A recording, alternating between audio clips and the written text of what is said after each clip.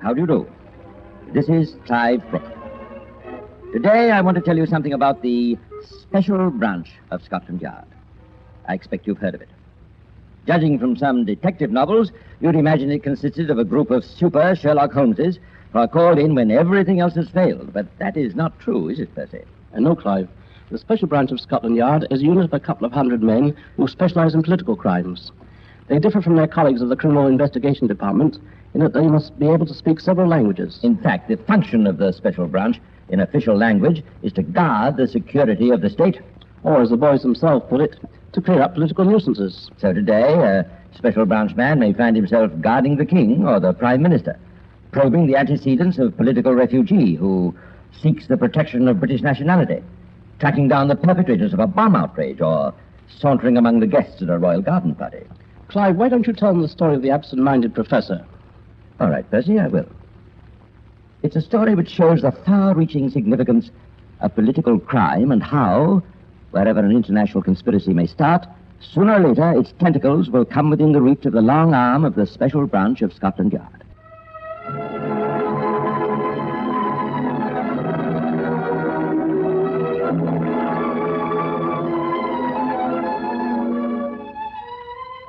Ottawa, Canada, September 1945. One war is over, but for at least one of the great powers, another war, a secret war of information, a nerve war, has never ceased. It is late in the evening, and the offices of the Canadian Ministry of Justice are almost deserted. The last few employees are on the way home, and one of the officials is evidently trying to get rid of a late visitor. Coming in to see us, sir, but I'm afraid there's really nothing I can do about it. Why don't you write us a letter? But you don't understand. I'm very sorry, sir, but I'm afraid I have to go now. Okay. Thanks for calling But in. please. I'm very sorry. Phew, I thought I'd never get rid of that guy. What do you want? Oh, some screwball. Said he came from the Soviet embassy. Wanted to show me some secret documents. You're kidding. No, but I guess he was. Tried to tell me all about some fifth column. Crazy guy. What's his name? Oh, I don't know. Here's a slip he sent in. Igor G.O.U. Guzenko.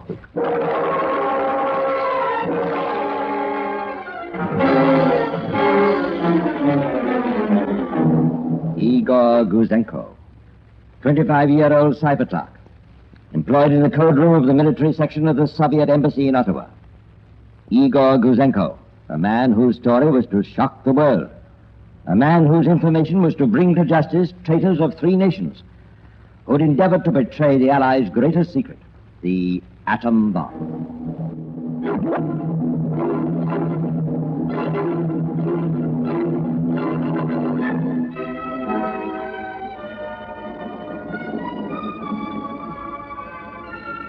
But this September night, Igor Guzenko is finding it very hard to tell his story. Nobody believes him. And yet all the time he knows that at the Soviet embassy his desertion will have been discovered. Already his one-time colleagues will be moving into action against him. What can he do? To whom can he turn?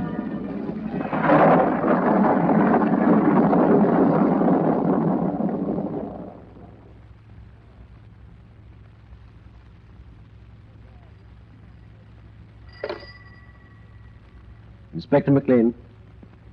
Where? Who's that? Guzenko's. Well, who are these guys breaking in? From the Soviet embassy. Searching the place, eh? Well, listen, have you traced Guzenko? Well, you picked him up. Oh, he wanted to be arrested. I don't blame him. Well, now, listen, hold on to Kozenko and all his papers. Get hold of his family and don't let anybody see him. Yeah. Well, move him out of town and come back to me for instructions. Now, remember, nobody must see Kozenko. In a matter of hours, it was clearly established that not only were Guzenko's documents genuine, but that they included copies of 4 recent and secret telegrams exchanged between the British and Canadian governments on highly confidential matters.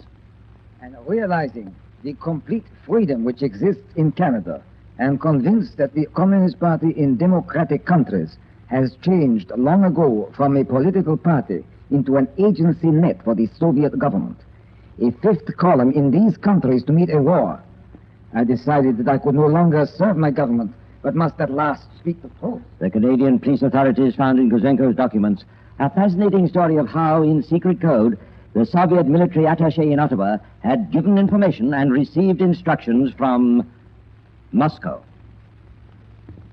Message to Zabotin, Ottawa. Your immediate objectives are 1. The atomic bomb, its composition and technological processes. 2. A sample of uranium-235. 3. The library and secret documents of the National Research Council. 4. Latest developments of electronic fuses for shells, radar, and a super explosive known as RDX. Zabotin to Moscow. Facts are given by Alec. 1. The test of the atomic bomb was conducted in New Mexico. The bomb dropped on Japan was made of uranium-235. 2. Alec handed over to us a sample of uranium-235. 3. Alec has also reported brief data concerning electronic shells. There is in the shell a small radio transmitter with 1 electronic tube, and it is fed by dry batteries. The body of the shell is the antenna. Moscow to Zabotin. Work out and telegraph arrangements for the meeting and password of Alec with our man in London. Zabotin to Moscow. Alec will work in King's College, Strand. Meetings October 7, 17, 27 on the street in front of the British Museum. The time 11 o'clock in the evening. Identification sign, a newspaper under the left arm. Password, best regards to Michael. But even Moscow realized that their boys in Britain might have rather a busy evening identifying Alec from the number of Londoners with newspapers under their arms in Museum Street at 11 o'clock in the evening. They replied, Arrangements not satisfactory. Correction. Facing British Museum. Intersection Great Russell Street, Museum Street. Time, 8 o'clock, October 7, 17, 27. Identification signs. Alec will have under his left arm the newspaper Times. The contact man will have in his left hand the magazine Picture Post. Convey instructions to Alec. Convey instructions to Alec. Who was Alec? The Canadian police authorities at once placed the facts of this alarming leakage of atomic secrets before Prime Minister Mackenzie King. Realizing the grave implications of the plot, Mr. King hastened to Washington to acquaint President Truman with the situation. 4 days later, the Canadian Prime Minister crossed the Atlantic and repeated the story to British Premier Mr. Clement Attlee. Officials of British military intelligence were called to Downing Street. The investigation was entrusted to Lieutenant Colonel Leonard Burt. Burt, a pre-war yard chief, was seconded to the War Office at the beginning of the war for anti-sabotage work. Incidentally, today he's back at the yard in command of the Special Branch. The colonel's immediate and priority mission was to identify Alec. Well, I don't expect we shall have much trouble finding out who Alec is. Our main problem is going to be to get him, to find out how much he knows, and, even more important, how much he has told. Yes, sir. Now, let's have a look at those cables again. Here we are. Alec will work in King's College, Strand. Give me the phone directory. Here we are, sir. Thank you. Okay. King's College, Temple Bar 5651.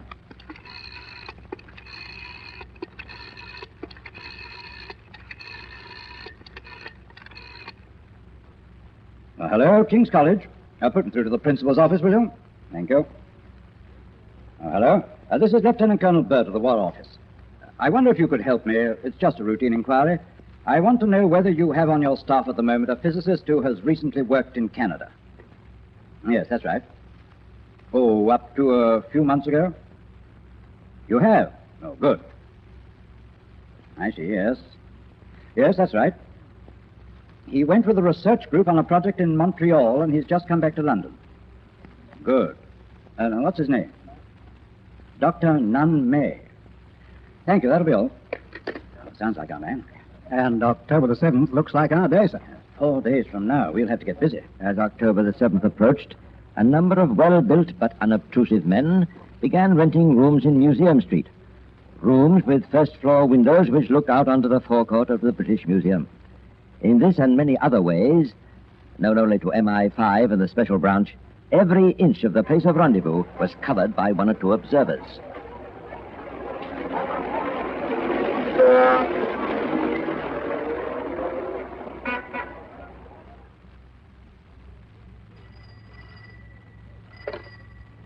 Inspector Burt? Sergeant Wilson here, sir. All right, Wilson. I know you haven't seen him. Not a sign, sir. That's not surprising. I've just had a report from the man who shadowed him from King's College. He left there at 6:30, went straight home, had supper, and according to his last call, he's now sitting in front of the fire, doing guess what? Search me, sir. Playing patience. Playing patience.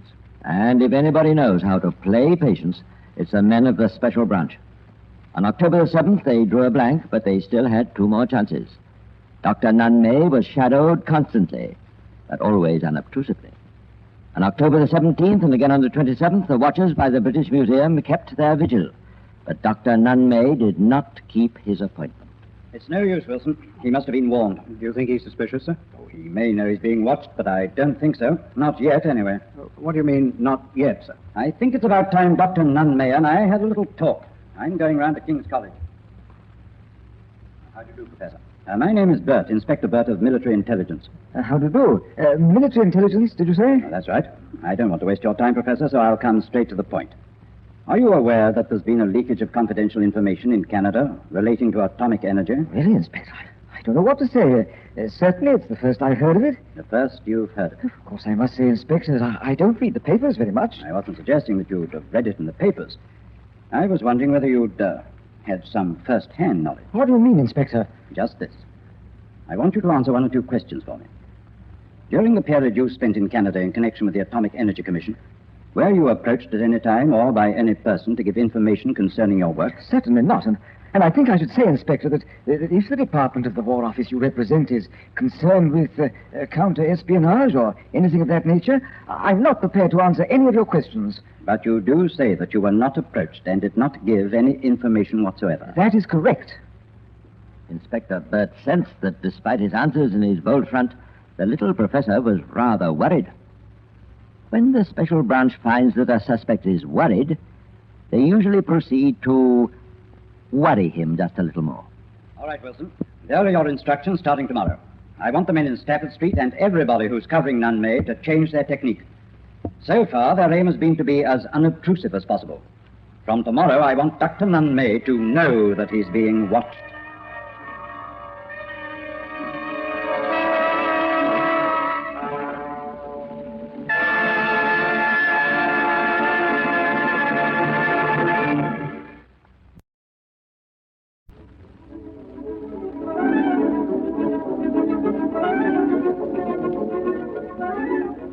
And so the men of MI5, under the direction of Inspector Burt, began the next phase of the war they were conducting against the little professor. In the next few days, the shadowing was performed in a manner scarcely creditable to the reputation of Scotland Yard. Meantime, a message had been sent to the Royal Canadian Mounted Police, who were instructed to inquire how closely Dr. May's travels had fitted into the pattern outlined for Alec in the cables which had been intercepted between Moscow and Ottawa. Royal Canadian Mounted Police to Burt, Special Branch, Scotland Yard.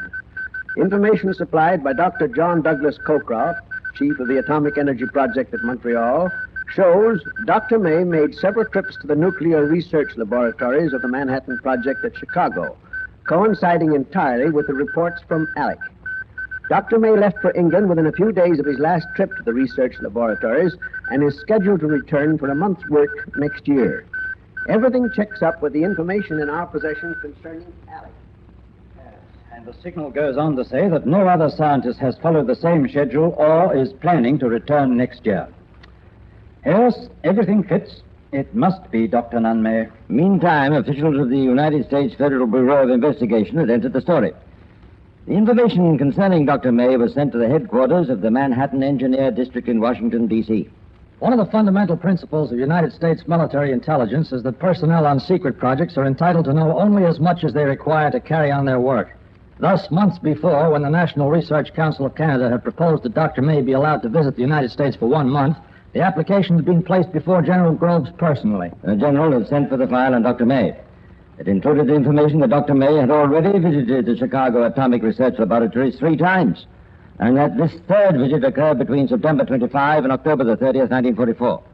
He carried on extensive work in collaboration with other scientists in a highly secret and important new field. His work resulted in a research report in which he collaborated with an American scientist. To Groves, a 4th visit by May to the United States ran counter to security principles, for it would allow him to know too much of what was going on in widely separated projects. Accordingly, the answer had gone back, polite but firm, no. If vital secrets in the field of atomic energy still rest secure, credit must be given to General Groves' decision to bar Dr. May. For as the Canadian Royal Commission of Inquiry had stated, The Soviets failed to obtain details on the structure of the atomic bomb only because there was no one in Canada who could tell them. that all this was in the future. Back in London in September 1945, Lieutenant Colonel Burt had still to complete his case against Dr. Nunn May. After waiting for 1 more week, during which the professor must have been well aware that he was being shadowed by the Yard, the colonel went back to see the professor again. So you see, Professor, I thought it would be a good idea if I came back to have another little talk with you. Yes. Yes. You see, I wanted to tell you that we know that you had an appointment to meet someone in the vicinity of the British Museum shortly after your return from Canada. Well, Who was that person? And why didn't you keep the appointment? yes, you're quite right. I didn't keep the appointment. And who was the person? When I came back to London, I decided to wash my hands of the whole business. What business? The matter this person was going to see me about. It's no use, Professor. You see, we know too much. I tell you, I have nothing more to say. I think you will have something more to say. And I am quite prepared to wait until you are ready to say it. I absolutely refuse. If you think you can persuade me into making some sort of statement... Inspector Burt didn't think. He knew. He realized that a man like Dr. Nunn May, conscious of the fact he was being followed, nervous and frightened, would in the end have to come clean. Well, Dr. Nunn May didn't tell the whole truth, but at least he started to tell part of the truth, and at the end of this interview, he gave a long statement. About a year ago, whilst in Canada, I was contacted by an individual whose identity I declined to divulge. He called on me at my private apartment in Swale Avenue, Montreal. He apparently knew I was employed by the Montreal laboratory, and he sought information from me concerning atomic research. I gave and had given very careful consideration to correctness of making sure that development of atomic energy was not confined to the USA. I took the very painful decision that it was necessary to convey general information on atomic energy and make sure that it was taken seriously. For this reason, I decided to entertain a proposition made to me by the individual who called on me. After this preliminary meeting, I met the individual on several subsequent occasions in Canada. He made specific requests for information which were just nonsense to me. What do you mean by that? I could not understand what he was talking about. Did he ask you for samples of uranium? Yes, and for information generally on atomic energy. And do you admit to giving him samples? Yes. At one meeting, I gave the man microscopic amounts of U-233 and U-235, one of each. The U-235 was a slightly enriched sample and was in a small glass tube and consisted of about 1 milligram of oxide. The U-233 was about 1/10 of a milligram and was a very thin deposit on a platinum foil and was wrapped in a piece of paper. What else did you give him? I also gave him a written report on atomic research as known to me. This information was mostly of a character which has since been published or is about to be published. Anything else? The man also asked for information about the American electronically controlled ack shells. And what did you do? I knew very little about these and so could only give very little information. Anything else? He also asked to people employed in the laboratory, including a man named Veal, but I advised him against taking him. And what did he give you? He gave me some dollars. How many? I forget how many. He gave me a whiskey bottle. I accepted these against my will. I see. And when was your last contact? Before I left Canada, it was arranged that on my return to London, I was to keep an appointment with somebody I did not know. I was given precise details as to making... What were those details? I forget them now. Why didn't you keep the appointment? Because I had decided that this clandestine procedure was no longer appropriate in view of the official release of information and the possibility of satisfactory international control of atomic energy. I see. Is that the end of your statement? Yes. The whole affair was extremely painful to me. I only embarked on it because I felt that this was a contribution I could make to the safety of mankind. I certainly did not do it for gain. So much for the professor's statement. The special branch of Scotland Yard had already unearthed more incriminating evidence. Here we are, sir. I've made a summary of these papers that have come in from the Royal Canadian Mounted Police. If you did it. Oh, thank you. Let's see. Dr. Nunn May, etc., etc., etc. Ardent communist. Yes, just what I expected. I see they've picked up 8 of his friends in Canada. And do you see this, Wilson? Definite statements. The doctor visited other atomic projects at the request of the Soviet embassy. Well, I think our case is ready now. It's about time we brought in the Director of Public Prosecutions. Bring in all the other files on the case. And so it happened that a few days later, while Dr. Nunn May was lecturing a class of students at King's College on the subject of nuclear theory, he had a visit from the special branch. And that, I think, brings us almost to the end of our work today.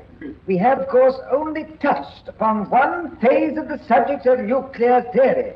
And I hope that tomorrow afternoon I shall have the chance of dealing with chapters 7 and 8 in the papers under discussion, and that we manage to make a lot of ground. That will be all.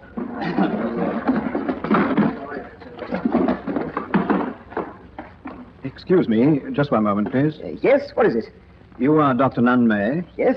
I have a warrant for your arrest. I must warn you. Yes. I was expecting something like this. Well, if you'll just follow me. And so Dr. Nunn May was not able to continue his lecture the following day, for he had a pressing appointment at Bow Street, where the following morning he was formally charged with having for a purpose prejudicial to the safety and interests of the state communicated to some persons unknown certain information calculated to be directly or indirectly useful to an enemy, contrary to the Official Secrets Act of 1911.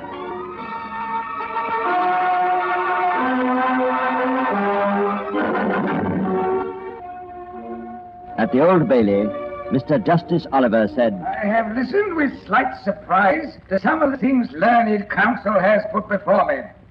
The picture of you as a man of honor who had only done what you believed to be right. I do not take that view at all. How any man in your position could have had the crass conceit, let alone the wickedness, to arrogate to himself the decision of a matter of this sort, when you yourself had given your written understanding not to do it, and knew it was one of the country's most precious secrets, when you yourself had drawn and were drawing pay for years to keep your bargain with your country. That you could have done this is a dreadful thing. I think that you acted not as an honorable man, but as a dishonorable man. I think that you acted with degradation. Whether money was the object of what you did, in fact, you did get money for what you did. It is a very bad case indeed. The sentence upon you is one of 10 years penal servitude.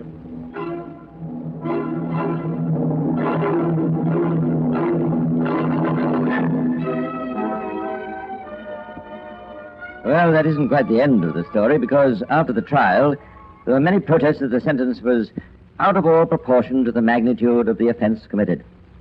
The Association of Scientific Workers issued a statement in which they declared, We do not seek to justify Dr. May's breach of the Official Secrets Act, but we are convinced from our knowledge of Dr. May that his action was determined only by the principle that fundamental scientific data should have been shared with a country that was not only friendly, but a fighting ally. The only work in which Dr. May was engaged, and on which he could have been in a position to give unauthorized information, concerned fundamental scientific data relating to atomic energy. Dr. May had no connection whatever with problems of the construction of the atomic bomb, and could not have been able to reveal information on atomic bomb manufacture. What about that, Percy? Oh, and by the way, I was going to ask you, why do you call this the case of the absent-minded professor? Because, Clive, while the professor may have been internationally minded about the secrets of atomic energy, you must remember he also gave away the secrets of electronic shells. You've got something there, Percy. But you know what these absent-minded professors are? Which reminds me of a story. Time's up, Clive. Yes, I'm afraid it is. But I have to leave it until next week. Well, that's all for today. This is Clive Brooke saying goodbye and pleasant dreams.